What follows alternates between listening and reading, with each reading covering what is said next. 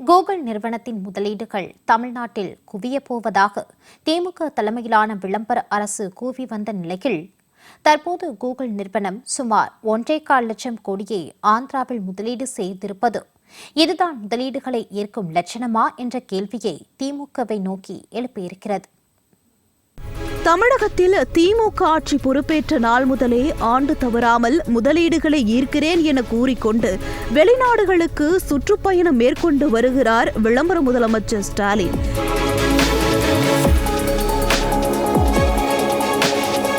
2022ஆம் ஆண்டு Singapore, Japan, 2023ஆம் ஆண்டு துபாய், 2024ஆம் ஆண்டு ஐரோப்பா, 2025ஆம் ஆண்டு ஜெர்மனி, இங்கிலாந்து என முதலீடுகளை ஈர்க்க நாடு நாடாக சுற்றுப்பயணம் மேற்கொண்டார் ஸ்டாலின்.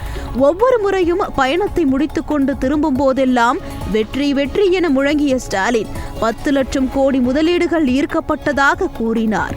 இதில் 2024ஆம் ஆண்டு அமெரிக்கா சுற்றுப்பயணம் மேற்கொண்ட போது ஆப்பிள், கூகுள் மற்றும் மைக்ரோசாப்ட் நிறுவன அதிகாரிகளை சந்தித்து தமிழ்நாட்டில் முதலீடு செய்யுமாறு அழைப்பு விடுத்ததாகவும், அதன்படி தமிழகத்தில் AI தொழில்நுட்ப ஆய்வகங்களை அமைக்க கூகுள் நிறுவனத்துடன் தமிழக அரசு புரிந்துணர்வு ஒப்பந்தம் மேற்கொள்ளப்பட்டுள்ளதாகவும், கூகுள் வருகையால் தமிழ்நாட்டிற்கு முதலீடுகள் குவியப் போவதாகவும் கூறியிருந்தார் முதலமைச்சர் ஸ்டாலின். ஆனால் ஓராண்டாகியும் இன்னும் ஆய்வகம் அமைக்கப்படாத நிலையில் சமீபத்தில் தமிழகத்தில் AI தொழில்நுட்ப ஆய்வகம் அமைப்பது தொடர்பாக கூகுள் நிறுவனத்துடன் முதலீடுகளை ஈர்க்க உதவும் தமிழக அரசின் கைடன்ஸ் தமிழ்நாடு அமைப்பின் அதிகாரிகள் பேச்சுவார்த்தை நடத்தி வருவதாகவும் கூறியிருந்தது விளம்பர மாடல் அரசு.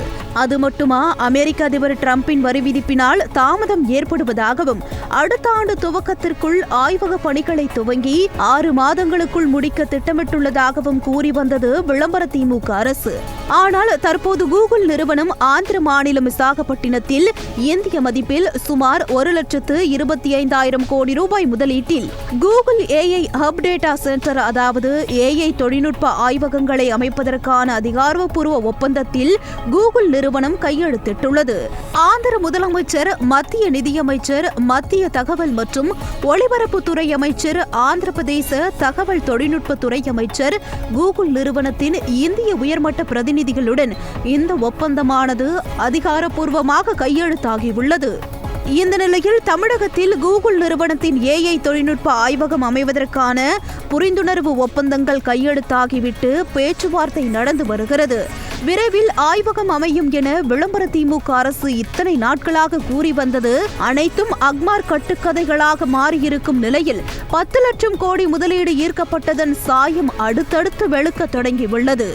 ஏற்கனவே ஃபாக்ஸ்கான் நிறுவனம் தமிழ்நாட்டில் 15,000 கோடி ரூபாய் முதலீடு செய்ய போவதாக முதலமைச்சர் ஸ்டாலினும் அமைச்சர் TRB ராஜாவும் மாறி மாறி பெருமை பேசிக் கொண்ட நிலையில் அப்படி எந்த முதலீட்டையும் நாங்கள் மேற்கொள்ளவில்லை என மறுப்பு தெரிவித்து திமுகவின் முகத்தில் கரியை பூசியது ஃபாக்ஸ்கான் நிறுவனம். அந்த கரியின் கருமை கூட ஸ்டாலினின் முகத்திலிருந்து மறையவில்லை. அதற்குள் கூகுள் நிறுவனத்துடனான புரிந்துணர்வு ஒப்பந்தத்தின் லட்சணம் அம்பலப்பட்டு நிற்கிறது. புரிந்துணர்வு ஒப்பந்தம் என்பது முதலீட்டுக்கான ஆதாரம் அல்ல, அது வெறும் இருதரப்பு பேச்சுவார்த்தையின் சம்பிரதாய சடங்குதான் என்ற நிலையில் அதை முதலீடுகளாக கணக்கு காட்டி 10 லட்சம் கோடி, 20 லட்சம் கோடி என வெற்று எண்ணிக்கைகளை காட்டி மக்களை ஏமாற்றி வருகிறது திமுக.